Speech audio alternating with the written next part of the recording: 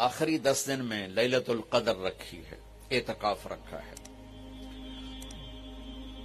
پہلی امتوں کے لیے یہ نہیں تھا کہ پچھلے سارے گناہ معاف ہو جائیں، یہ ہمارے لیے کہ ہمارے پچھلے سارے گناہ معاف ہو جاتے۔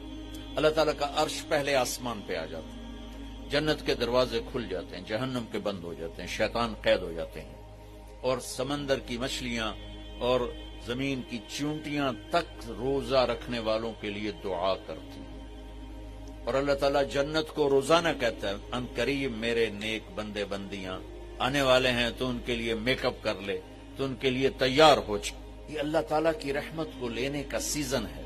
پہلی امتوں کو اعتکاف نہیں ملا تھا، ہمیں اعتکاف ملا ہے کہ 10 دن اللہ دے بوئے تے پہ جاؤ، یا اللہ تیرے کو معافی کروا کے ہی اٹھنا ہے، ہمیں اٹھنا ہی کوئی نہیں۔ تو جو دروازے پہ آ جاتا ہے آدمی اسے معاف کر ہی دیتا، کوئی بہت ہی سخت دل والا ہو تو معاف نہ کرے، ورنہ بڑے سے بڑے غصے والے بھی کہتا اچھا جی جاؤ معاف کیتا۔ اس میں ایک لیلۃ القدر ہے، وہ بعد میں بات کرتا ہوں۔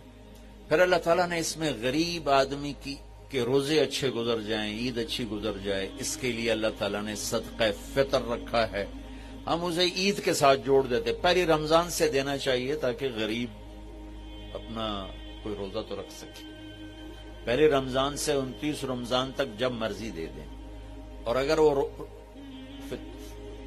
فطرانہ ادا نہیں کرتا تو اس کے روزے اس کے سر کے اوپر سے بھی نہیں جاتے، وہیں کھڑے رہتے ہیں۔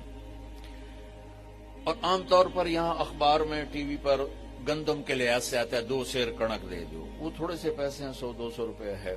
میں آپ سب مالدار لوگ بیٹھے ہیں، میں آپ کو اپنے نبی کا صدقہ فطر بتاتا ہوں کہ آپ کیا دیتے تھے۔ آپ کشمش دیتے تھے، کھجور دیتے تھے،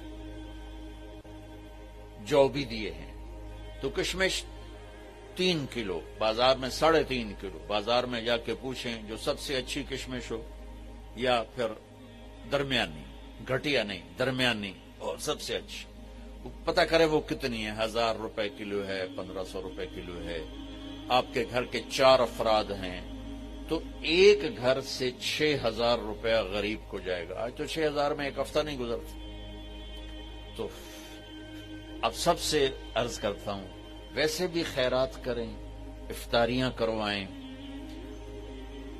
اور صدقہ فطر کشمش کے حساب سے دیں۔ یہ آپ سب بھائی بہنوں کی خدمت میں گزارش ہے۔